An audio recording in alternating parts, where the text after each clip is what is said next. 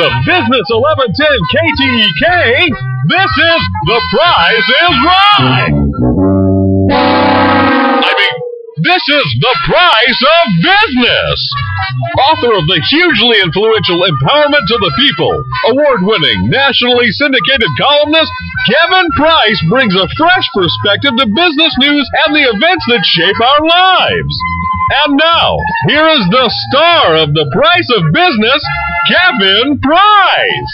I am Kevin Price. Good morning. Already working our way towards the weekend. I guess one more day, folks. All you have to do is fill out one more day. Then you get a honeydew list. At least that's what happens to me. Then I work about twice as hard than I do normally during the week. So my wife thinks all I do is play and have fun, and she sure tries to make up for it from Saturday and Sunday. Man, I tell you. So by Monday, I'm like, oh my God, I can't wait to get back to work. But anyway, my good friend, the one, the only, William Edmondson. We know him from Abbey Executive Suites. He is a gentleman out there who works arm in arm with individuals out there to try to make this economy continue to go in spite of the government's best efforts to bring it to a complete screeching and grounding halt. You are a hero, a legend in my mind. William Edmondson of Abbey Executive Suites. Hey, Kevin, how are you today? I'm doing well. Other than being continuously bitter these days, I am doing really, really well. Hey, I'm glad to have you with us. Before we get started on our topic today, which I'm not even sure what that is,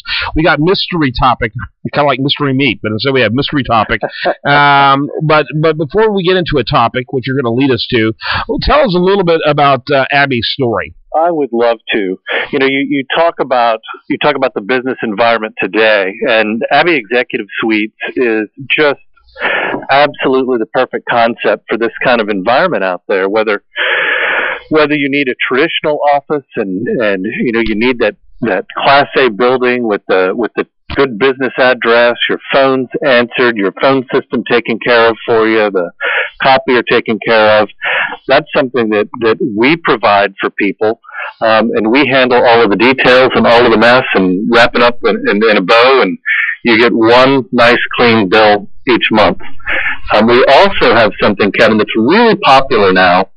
We see a lot of people in this economy, they're not sure if they want to expand, or maybe they're going into a new market, or maybe even they want to keep their cost real low until they figure out some of the things that are coming.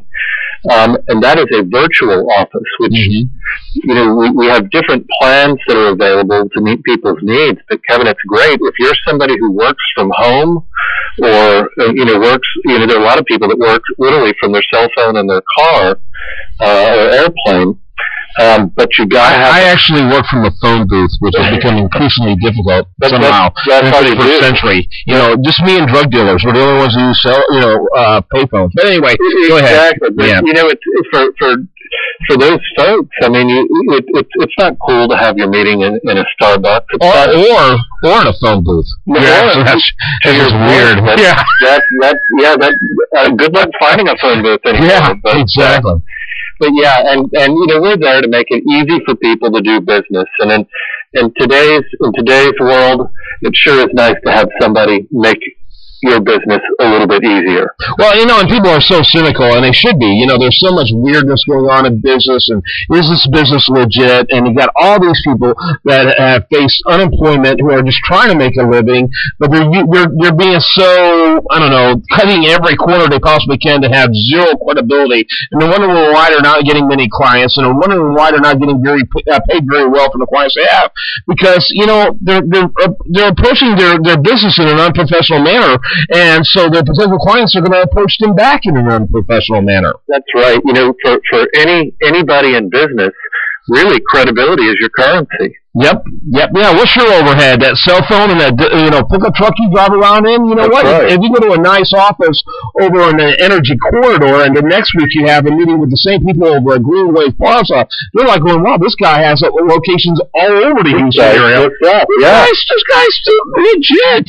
Incredible. Kevin, this is the time of year where we show appreciation to our clients, and we have Christmas parties in each of our locations. And I had the opportunity yesterday to go to our downtown and our memorial locations, and I heard stories just like what you're talking about, where I was talking to an attorney, who loves it because he can have his depositions, he can meet with clients. Literally, he has 16 Houston offices by being a part of Abby. Whether he's got a meeting, he told me that he'd had a meeting not too long ago in the Woodlands. Then I know a location that you like, Kevin, is our energy corridor location. Yeah, that's a cool location. And it's great because it just really takes your company and spreads the resources a lot wider. And one of the people told me, they said, I used to meet in Starbucks. He goes, this is so much better. Not only do I have the credibility, I've got the address, I've got the help on projects if I need it from your team.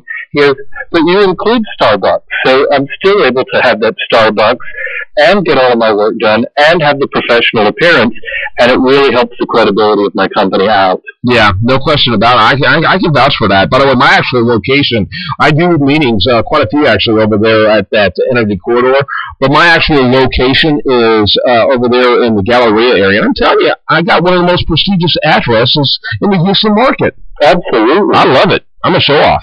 Us peacocks got to fly. But anyway, hey, what this time of the year, what's happening this time of the year in December when it comes to Abby? Yeah, Kevin, we're seeing companies really starting to commit to what are they going to do next year as far as space goes, because they've got that new budget rolling out in January. I know our West Chase location has several deals that are going to start in January, where people will actually be opening a Houston office or taking more space.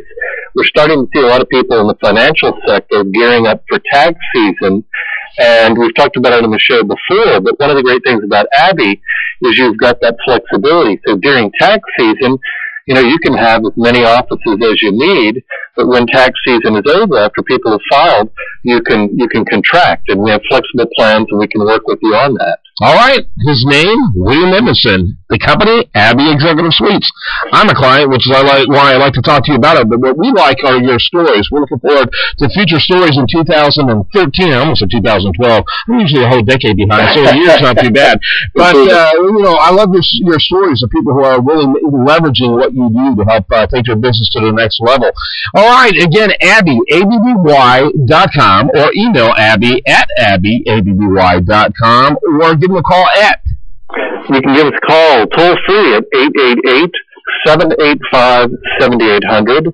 That's 888-785-7800. And tell them you heard about us on The Price of Business. You need that. Not the Duke of Earl, The Price of Business. All right, we got coming up next, the one and only Taxman Bob. You mentioned William Taxman, tax season. Well, we got Taxman Bob Lozer already in the house. He's going to talk about what you need to do to stay in good stead for the rest of this year and going into 2013, right here on The Price of Business.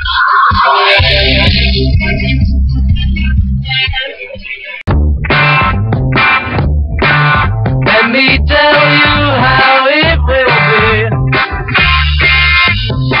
Welcome back to The Price of Business. I'm your host, Kevin Price, talking to you about you and your business. You know that means he's here. The one and only Taxman Bob Lozer is in the house.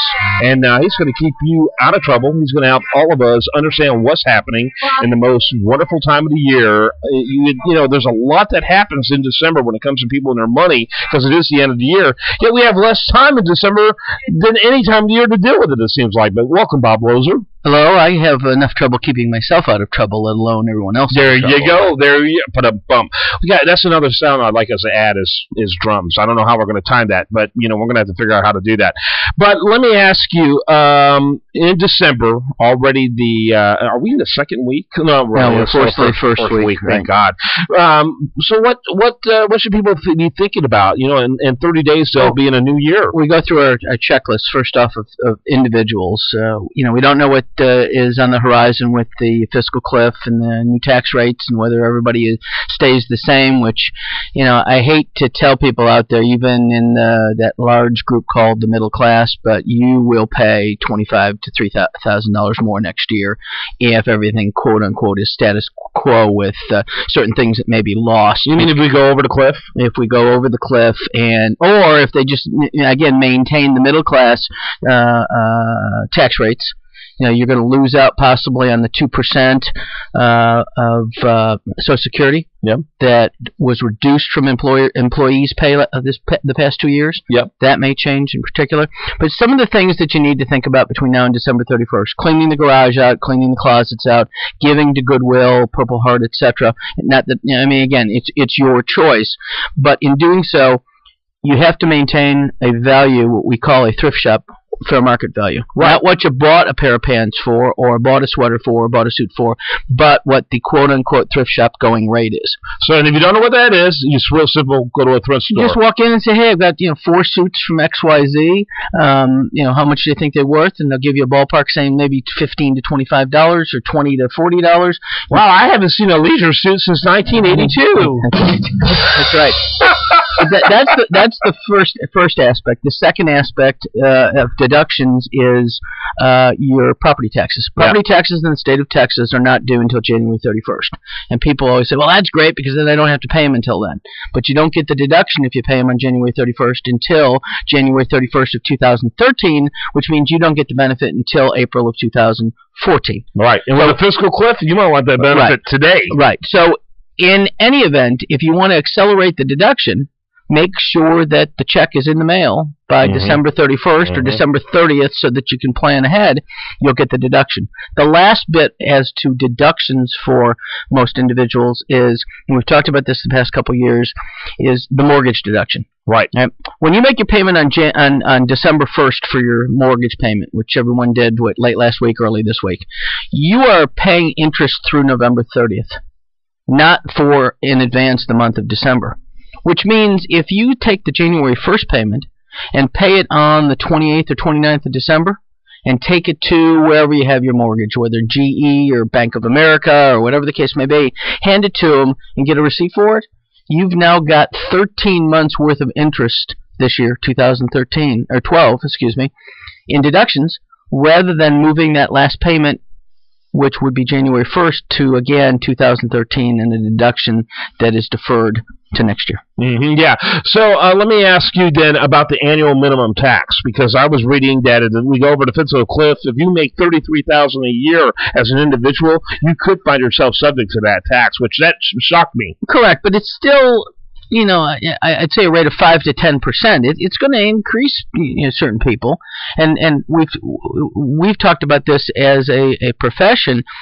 If you've got a retired couple, an elderly couple that is just living off of dividends, interest, capital gains, and maybe some retirement, for the most part, the last couple years, the first $100,000 worth of long-term capital gains and dividends were tax-free. Meaning, if that's all you had except for your pension or Social Security and pension may be the only things would be taxed, and they would be taxed at 10-15%. Now what will happen is, if this fiscal cliff goes over and we are taxed dividend rate on regular income tax rates, and capital gains go from 15% to maybe 22, 24, 28%, all right, all of a sudden these elderly may pay $8,000 to $10,000 more in taxes than they did last year. Yeah. All right, they're not talking about that. All right, and who's pushing those elderly over the cliff as they were pushing towards the election in November? It's certainly not the GOP. Right, absolutely, no question about it. So it's a rude awakening, though, isn't it, for Middle America, who's gotten used to not really paying any taxes for a long time? Right. I mean, the bit that, and in agreement, they shouldn't. But at the same token, nobody's talking about what's going to happen if we're pushed into 2013 without these safety nets. Where are these people going to be? They talk about the rich. Oh, the rich are going to get hit. No, everyone's going to get hit, and going to get hit hard. The last bit of, I think, savings or review is in the capital gains, particularly those that have portfolio accounts. Not IRAs, not pension accounts, but portfolio accounts in their individual names. They have to look at the long-term capital gains that they have taken this year and that are still sitting on the table in their portfolio. Yeah. Again, I've got a range of clients that have total asset value of $100,000 in a mutual fund account or whatever, to clients that have $4 or $5 million. Yeah. And each are concerned, because the concern is, even for the smaller account, let's say they have $20,000 worth of capital gains, all right, that they haven't taken yet. If they don't take them until next year, that tax rate may go from 15 to 25%. That's a 10% increase. So if they have $20,000 worth of gains, let's say they have $20,000 worth of gains. Yeah. 10% is $2,000 worth of increase in tax. Wow. Right, on the same amount. So we're telling a lot of clients, evaluate it, see where you want to be. If you want to take those gains, take them. We'll pay the tax on it at 15-20%, and then the day after you can go back and buy back into the same stock. People say, well, isn't that manipulating? Well, in the reverse, where you take a loss to create, that's called a wash sale. Wash sales are illegal unless you can't sell a stock today, create a $30,000 loss, and buy it back within 30 days. Okay, because you're doing it only for one purpose. That's the tax break on it. IRS can't say the same thing when you're selling a stock, creating a $20,000 gain, paying the tax on it, and then buying it back within the 30 days. Yep. You're not creating a savings. You're actually creating a tax for them to collect. Incredible. Thank you very much, IRS, we'll say. That's right. I tell you, it's crazy. So what do you think about, of course, Obama said that he's perfectly fine going over to fiscal cliff. That's what the Republicans want to do. He's perfectly fine with that. I wonder if there's a part of John Boehner, because the Republican narrative is that one of our biggest problems is that the average America is no longer being gouged by taxes. They'll be gouged by taxes, and that will affect the way they look at the political process. Is there a possibility he's thinking maybe we ought to go over that cliff too? Well, I think particularly our president, our grand poobah, if he thinks he wants to go over the cliff, I'd have 3 or 4 Republicans behind him pushing him over the cliff with it. Yeah. Okay. I think there's a need for compromise. Yeah. Definitely. But nobody wants to take that first step forward. Yeah. Okay. I still think that, despite the fact $250,000 is not rich in America. Yeah. And we've talked about this. I mean, each has its own. Whether you're making $85,000 and you got 2 kids going to college, or you're making $300,000 and you got 2 kids going to college, the colleges may be different because one may be going to a college that's $5,000 a year in tuition. The other one may be $25,000 a year per student. $250,000 isn't rich. $500,000, $600,000 maybe is the compromise for both sides to say, fine, raise the tax 4% on everybody over $500,000 or $600,000. All right, Taxman Bob Lozer, you know him. He's here every Thursday like clockwork, keeping you in the know. And what's your number? 713-953-1272. That's 713-953-1272. Yeah, good article over at U.S. Daily Review. I mentioned, it mentions, in fact, Taxman Bob. By the way, you can reach him. So, Fiscal Cliff Compromises Consumers. We have him quoted there at usdailyreview.com. Also, you can reach him at taxmanbob@pdq.net. Thank you, my friend. Thank you. Good seeing you. You too. When we come back, more for you. Stay tuned to it right here on The Price of Business. 5% to feel too small. We want you to know that the old methods to get new clients do not work. Welcome back to This is The Price of Business. I'm your host, Kevin Price, talking about you and your business. I have author Charles Martin here on the show, talking about a topic that caught my attention that came through. He's author of a new book that talks a lot about leadership and what people need to know about it. And he made an article for us, in fact, over there at usdailyreview.com, our sister news site. If you go over there, you can see it. What powerful men can learn from the Petraeus scandal. Very interesting. Charles, welcome to the program.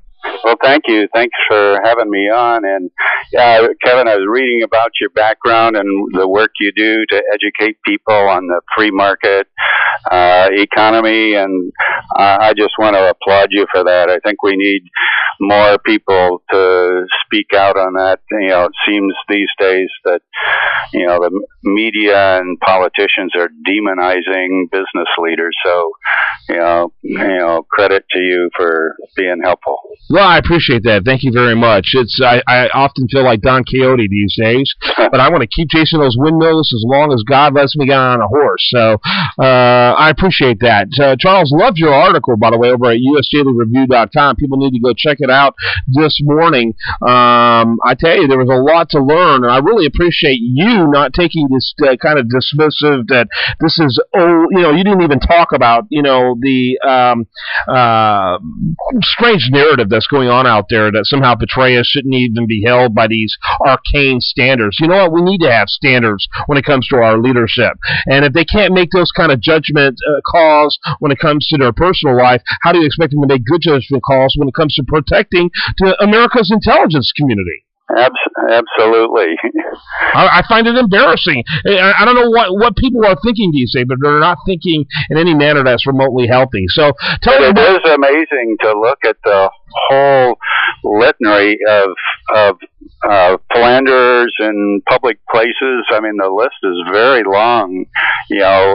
People highly respected like New York Attorney General Elliot Spitzer, presidential candidates like Dan Quayle, John Edwards, Gary Hart, even evangelist Jim Baker, and Italian Prime Minister Berlusconi, and French Ambassador Dominic Strauss-Kahn, Schwarzenegger. The list it's an amazing list how men have put their reputation and everything at risk over a sexy, audacious woman. Yeah, interesting. I never heard about the Dan Quayle scandal. Both my producer and I looked at each other, and we both lip-synced Dan Quayle at the same time. We hadn't heard of the rest, though. We were going to do our research on the Dan Quayle. And you're talking about the Sun. Pardon? Are you talking about the Sun? Dan Quayle was vice president candidate. That one. No, he was actually vice president from 88 to 92. Right.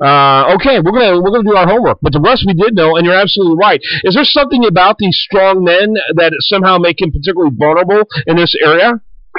Well, I think it is true, and many people would look at it and think of the man as kind of the predator, the alpha males taking advantage of weak women. But in a way, they are easy prey for a sexy woman who can use her feminine prowess and finesse to get to them.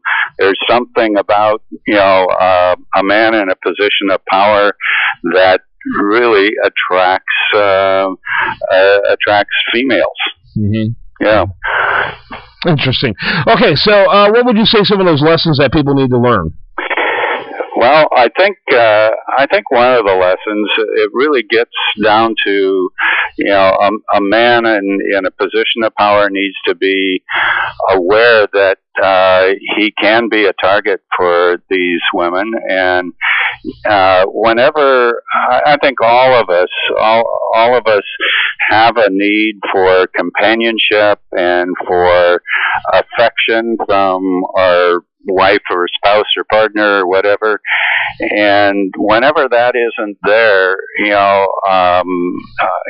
particularly a man who is in a position of power and probably leads a fairly lonely life in a way, is quite vulnerable, and I think they need to have their guard up because the consequences can be huge, as they were for General Petraeus. I mean, if you think of it, here's a guy that commands an entire large army, but he is no match for an audacious woman on the battleground of the bedroom. I mean, need to have his guard up. Yeah, as does anyone in leadership. Tell us about your book. Okay, well, the book is a novel that really looks at the contest of wills between men and women. It does this through the experience of a young, very intelligent Russian orphan girl as she encounters alpha males. And it really kind of tongue-in-cheek in a way, but through a adventurous story, looks at the power that women have over men. Okay, very interesting. And boy, does this speak real today. Yes. Yeah, no question about it. So what inspired you to write it?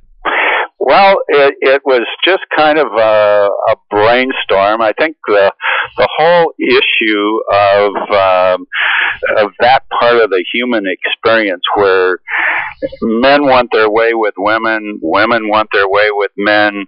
There's an age-old contest there that's been going on since the beginning of time, and it's a fascinating aspect of the human experience, and I love writing about it. So, it's a the brainstorm came over me, and I started. It just took on a life of its own. I've written a lot for business purposes, but this is my first novel.